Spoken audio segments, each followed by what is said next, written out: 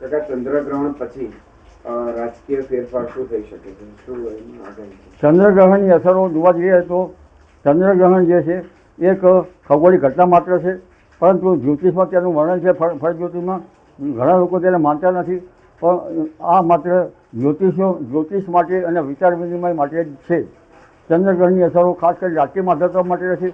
ભૃગુ નંદી નારીના યોગ જોતાં લગભગ ચંદ્ર મનનો છે, અને રાહુ જે છે એ ઘણીવાર ઉતાર કરાવે, એટલે મન ઉપર રાજકીય નેતાઓને અસર થતાં અણધાર્યા નિર્ણયો લઈ શકે.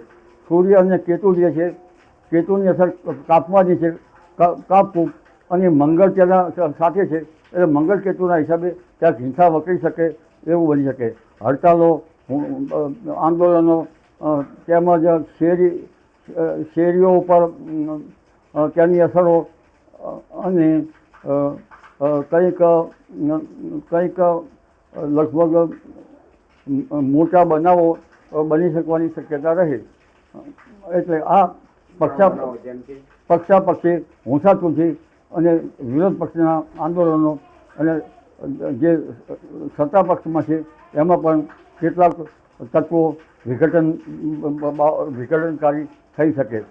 ખાસ કરીને ભારતના ઘણા ભાગમાં, ઉત્તર ભારત, પૂર્વ ભારત, તેમજ છેક બાંગ્લાદેશથી માંડીને શ્રીલંકા સુધી અને અરબ સાગરમાં પણ આ બાબતો સાચવવાની રહેશે.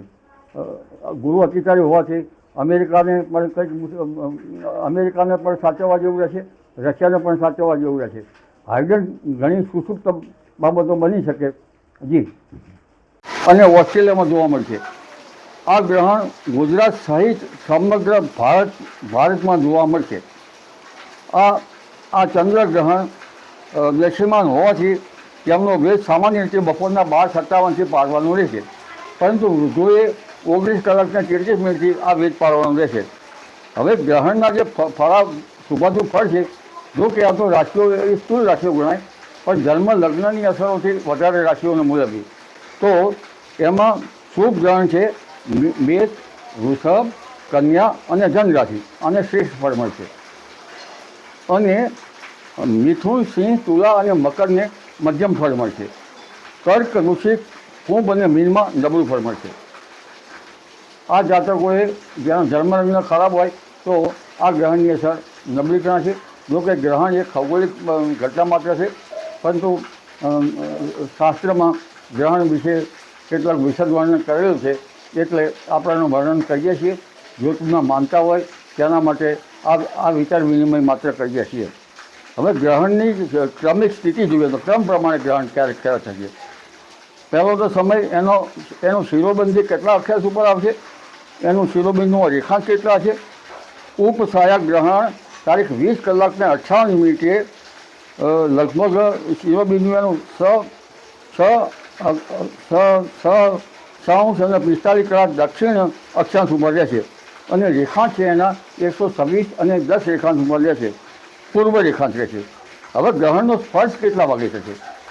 ગ્રહણનો સ્પર્શ તો ખ્યાલ છે ને આપણે, 9 કલાકના 57 મિનિટે શિરોબિંદુ 6 રેખાંશ 29 કળા અને દક્ષિણ અક્ષાંશ ઉપર રહેશે, અને એનો રેખાંશ શિરોબિંદુમાં 111 અને 79 કળા પૂર્વમાં રહેશે. હવે ગ્રહ સંમિલન એ રાતે 11 વાગે થશે સંમિલન, અને એ થશે એનો અક્ષાંશ દક્ષિણ અક્ષાંશ 6:11 કળા દક્ષિણ અક્ષાંશમાં, અને એના રેખાંશ છે પૂર્વ 96 અને 35 કળા. હવે ગ્રહણ મધ્ય ક્યારે થશે? ગ્રહણમાં મધ્ય તો આવવાની શક્યતા રહે ને. 23 કલાકને 41 મિનિટે ગ્રહણ મધ્ય આવશે.